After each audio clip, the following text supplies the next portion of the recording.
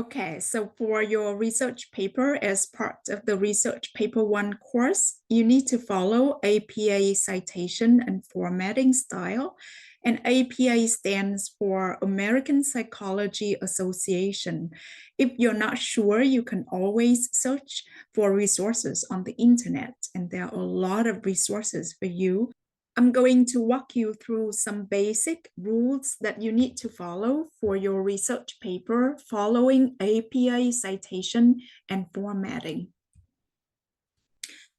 Okay, so let's take a look at the requirements for this paper. I would like you to have a title page for your paper, and the title page looks like this. You are going to have a title for your paper, and you can use bolded fonts like this. And then you should have your name under the title, and then the name of the course, the name of the professor, the institution where you're attending, and also the date of your completion of your paper. You should use double spacing here also for the paper. Now, the paper should be 800 to 1,000 words long, and it should have the following sections: introduction and literature review together, method, results, discussion and conclusion, and the reference list. You should name your file like this: first name, last name, research paper, so that it's easier for me to find your paper. Talking about formatting, I would like you to use Times New Roman as a font. You should use double spacing.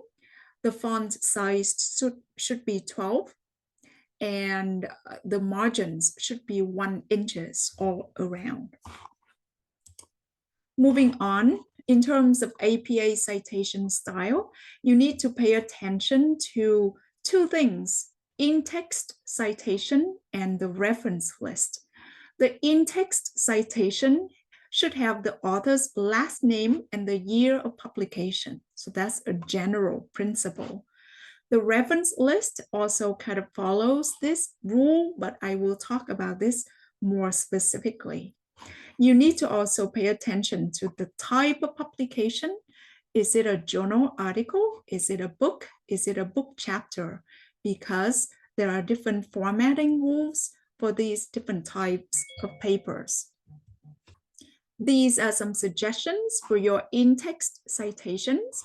You can introduce the authors and the year of publication at the beginning of the sentence. So you can say, in a study by Wolf and Fung, 2019, the authors found that. Or you can say, Wolf and Fung, 2019, found that. You can also use according to. And also here, you can also put the author's last name at the beginning of the sentence like this.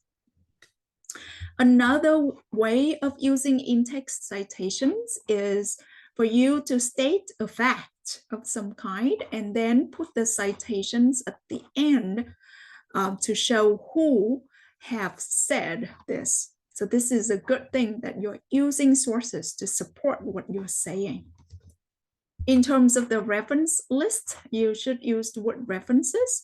And the basic principle is that you need to use the authors, and then the year, and then the article title, the journal, the volume and the issue, and then the page number. Well, let's take a look at my citation here. And since you know my name, this is the last name. This is my first name initial. And then the year publication, the title, the journal, the volume, the issue, and the page numbers here as well. If you're not sure, you can always check the internet. You can even ask ChatGPT, but it's always good to know these things. And the first website that I have here has really extensive resources that you can check out. It is very famous. People often know it as Purdue Owl. And I also list a few more web pages for you to check out to see what kind of language you can use for the different parts of your paper. So again, good luck with your paper.